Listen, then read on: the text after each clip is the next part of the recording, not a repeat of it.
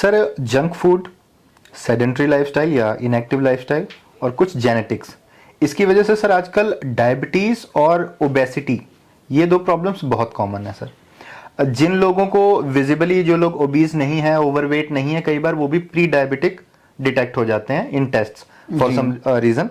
तो सर क्या होम्योपैथी में ऐसी कोई दवाएं हैं कि जो बंदा प्री डायबिटिक है जी उसको ऐसी मेडिसिन दे दी जाए कि वो डायबिटीज मेन स्ट्रीम, मतलब डायबिटीज बीमारी पे एक्सपोज ही ना, उसको कभी डायबिटीज हो ही ना? जी बिल्कुल सही कह रहे हो आप। और गवर्नमेंट,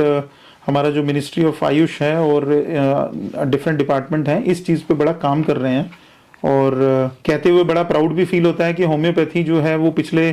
11-12 सालों में जितनी ग्रोथ हुई है वो केवल आयुष डिपार्टमेंट की वजह से हो पाई है। और आज जो central council of research and homeopathy CCRH है हमारा, वहाँ पे बहुत तरह की स्टडीज इसको लेके कंडक्ट हुई हैं। और प्री डायबिटीज के लिए बहुत जल्द ही इस तरह की मेडिसिन के लिए प्रोटोकॉल भी अभी लॉन्च करने वाले हैं कि प्री डायबिटिक कंडीशन हो तो किस तरह की मेडिसिन हम मतलब एक डॉक्टर्स के लिए भी वो प्रोटोकॉल आने वाला है। तो उस तरह की मेडिसिन पहले से ही पेशेंट को दी जा सकेंगी ताकि उन पेशेंट्स को लाइफस्टाइल के बारे में जागृत किया जा सके, डाइट के बारे में जागृत किया जा सके, थोड़ा कुछ योगा के बारे में जागृति लेके आए। सभी चीजों को जब कंबाइंड मिलाएंगे, हमारा टारगेट तो केवल यही है कि दुनिया से बीमारियां कम से कम हों, पेशेंट जो हैं वो जल्दी से जल्दी ठीक हों, कम से कम दवा में ठीक हों, कम से कम खर्च में ठीक हों, लॉन्ग टर्म में ठीक रहें। एक बार दवा ले लिया तो उसके बाद उसको वो उस तरह की सेम बीमारी जो है वो जल्दी जल्दी ना आए। वो जो रिकरिंग कंडीशंस हैं, रिलैप्सिंग कंडीशंस हैं, उनको भी दूर करने में होम्योपैथी पूरी तरह से सक्षम है। लेकिन यहां पर एक डिमांड भी मैं रखना चाहूंगा, अगर ये वीडियो कहीं तक पहुंचता है, कि इस तरह के जो मेडिसिन हैं या इस तरह की जो रिसर्च हैं उसको आगे लेके आने के लिए बहुत तरह के फंड्स की जरूरत पड़ेगी, बहुत तरह के इंफ्रास्ट्रक्चर की जरूरत पड़ती है, रिसर्च की डेवलप की जरूरत पड़ती है। क्लिनिकली जो प्राइवेट प्रैक्टिशनर हैं वो कितना काम करेंगे, पेशेंट का रिकॉर्ड मेंटेन करें,